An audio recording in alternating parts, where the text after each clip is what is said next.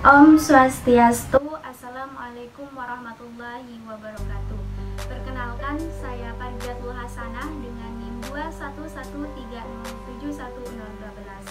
Pada kesempatan kali ini, saya akan melakukan praktikum tentang sifat-sifat koloid dalam kehidupan sehari-hari. Di mana untuk praktikum yang pertama, saya akan melakukan praktikum mengenai penerapan sifat epeptidal dalam kehidupan sehari-hari. Yang kedua, saya akan melakukan praktikum mengenai penerapan sifat pelindung dalam kehidupan sehari-hari. Lalu, yang ketiga, saya akan melakukan praktikum mengenai penerapan sifat liofil dan liofot dalam kehidupan sehari-hari. Tujuan praktikum: mengetahui penerapan sifat-sifat koloid dalam kehidupan sehari-hari, khususnya pada sifat epeptidal, sifat pelindung, serta sifat liofil dan liofot. Campuran larutan yang kita ketahui secara jelas ada dua macam, yaitu campuran homogen atau larutan sejati dan campuran heterogen atau suspensi. Pada campuran homogen, semua partikel yang larut menghasilkan satu fase yang tidak dapat dipisahkan. Pada suspensi, partikel-partikel ini tidak larut dan kedua fase dapat dipisahkan. Di antara kedua jenis campuran ini ada yang disebut dengan koloid. Koloid ini merupakan satu fase tidak terpisah, tapi partikelnya tidak sekecil larutan sejati. Contohnya dalam kehidupan sehari-hari yaitu saus tomat dan aerosol. Koloid disebut fase terdispersi dan medium disebut medium pendispersi.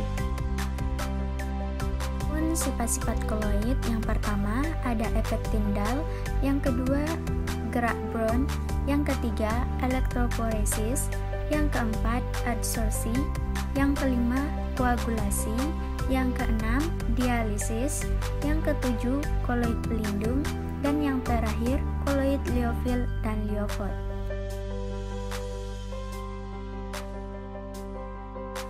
Tindal ialah gejala penghamburan berkas sinar atau cahaya oleh partikel-partikel koloid. Hal ini disebabkan karena ukuran molekul koloid yang cukup besar. Tindal adalah efek yang terjadi jika suatu larutan terkena sinar. Pada saat larutan sejati disinari dengan cahaya, maka larutan tersebut tidak akan menghamburkan cahaya. Sedangkan pada sistem koloid, cahaya akan dihamburkan. Hal itu terjadi karena partikel-partikel koloid mempunyai partikel-partikel yang relatif besar untuk dapat menghamburkan sinar tersebut. Sebaliknya, pada larutan sejati, partikel-partikelnya relatif kecil sehingga hamburan yang terjadi hanya sedikit dan sangat sulit diamati. Alat dan bahan yang kita gunakan pada praktikum kali ini yaitu ada kertas, 3 gelas air, sendok, kopi, garam, susu, dan yang terakhir senter atau HP. Langkah pertama, siapkan 3 gelas air, kemudian tambahkan 1 sendok makan garam ke dalam gelas yang pertama, aduk sampai merata. Selanjutnya, tambahkan 1 sendok makan kopi ke dalam gelas yang kedua, lalu aduk hingga merata.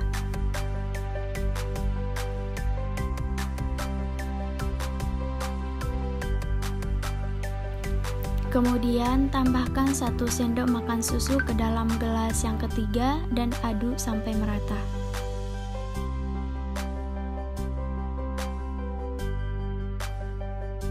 Setelah itu, senter larutan dalam 3 gelas tersebut dan amati cahayanya.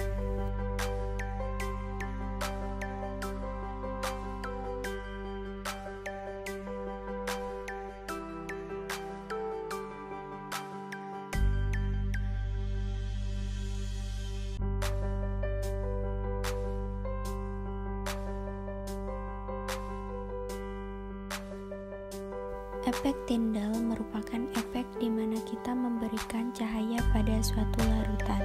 Terlihat dalam percobaan bahwa gelas pertama termasuk larutan, karena larutan pada gelas pertama dapat meneruskan cahaya dan 2 partikel antara garam dan air. Larutan pada gelas kedua termasuk suspensi, karena larutan pada gelas kedua tidak dapat meneruskan cahaya, dan dua partikel antara kopi dengan air masih bisa terlihat dengan jelas. Larutan pada gelas ketiga termasuk koloid karena larutan pada gelas ketiga tidak dapat meneruskan cahaya, dan dua partikel antara susu dengan air tidak dapat terlihat. Koloid pelindung adalah koloid yang ditambahkan ke dalam sistem koloid agar menjadi stabil.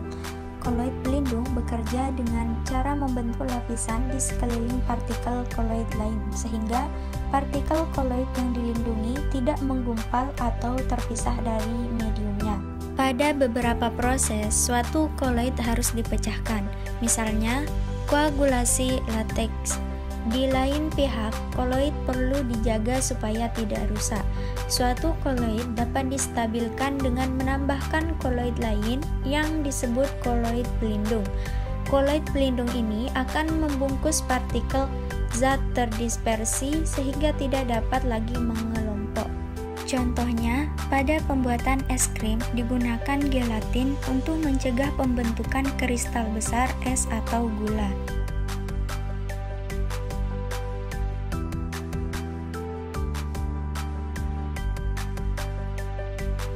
Langkah pertama, tuangkan air ke dalam gelas yang sudah diberi label A, B, dan C.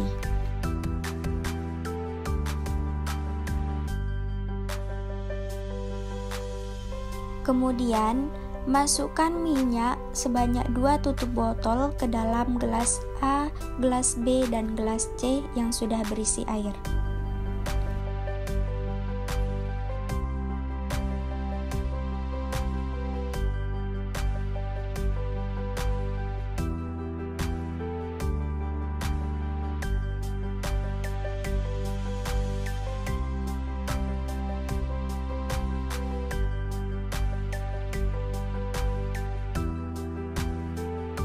Selanjutnya, masukkan kecap sebanyak 1 sendok ke dalam gelas A, lalu aduk hingga merata.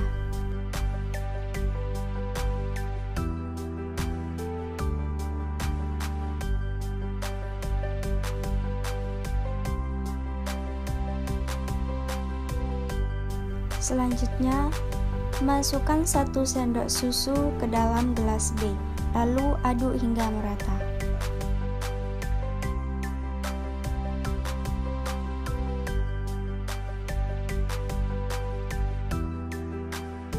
Selanjutnya, masukkan 1 sendok sabun cair ke dalam gelas C, lalu aduk hingga merata.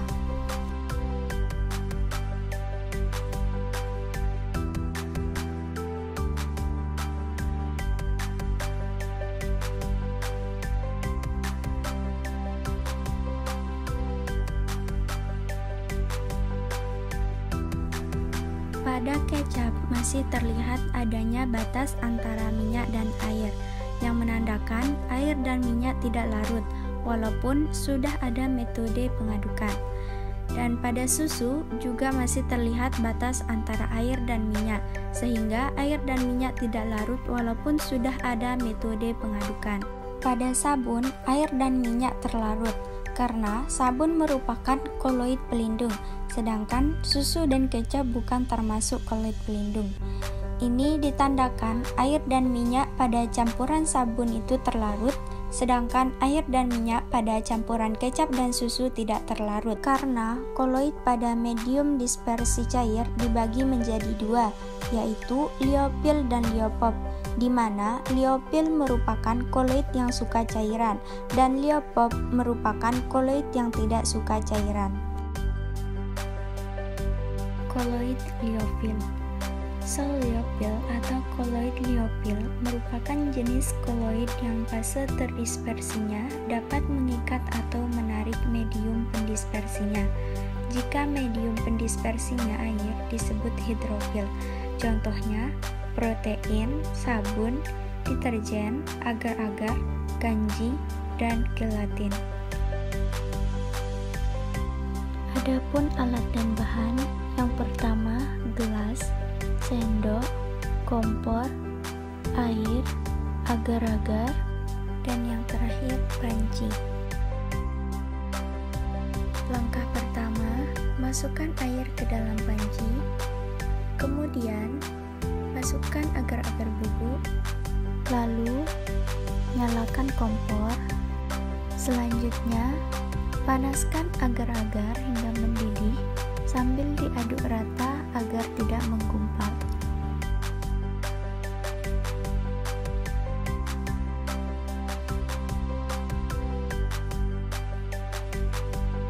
Setelah mendidih, pindahkan agar-agar ke dalam gelas, lalu tunggu hingga dingin. Pada sistem colloid liofil ini, yang menjadi fase terdispersi adalah air, dan yang menjadi fase pendispersi adalah molekul agar-agar. Agar-agar disebut colloid karena dalam proses pembentukannya terbentuk struktur gel yang tercipta karena ketika dipanaskan di dalam air akan terjadi proses hidrolisis, sehingga molekul agar-agar dan air bergerak bebas. Kemudian saat didinginkan, molekul-molekul agar-agar merapat satu sama lain, memadat, dan membentuk kisi-kisi yang mengurung molekul-molekul air, sehingga terbentuklah sistem colloid padat dan cair. Colloid liofot. Colloid liofot atau sol liofot merupakan colloid yang fase terdispersinya tidak dapat menarik medium pendispersinya atau tidak suka cairan. Jika medium pendispersinya air disebut hidrofot. Contohnya susu, mayones, sol belerang, sol FeOH3, sol sulfida, dan sol logam.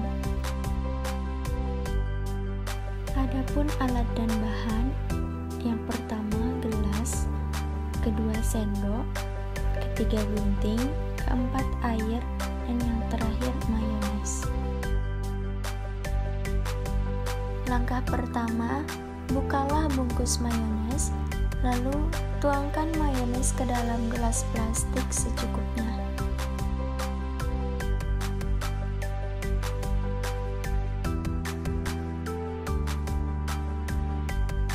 Selanjutnya, tuangkan air secukupnya ke dalam gelas yang sudah berisi mayones.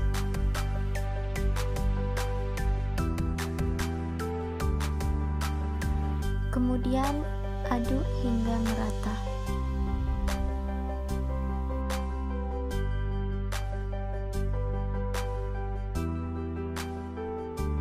Sifat colloid liofot yaitu fase terdispersinya tidak suka menarik medium pendispersinya. Di sini, zat terdispersinya adalah mayones dan zat pendispersinya adalah air. Nah, pada percobaan ini terlihat bahwa mayones tidak bisa menyatu dengan air. Hal ini disebut dengan sifat liofot atau hidrofot.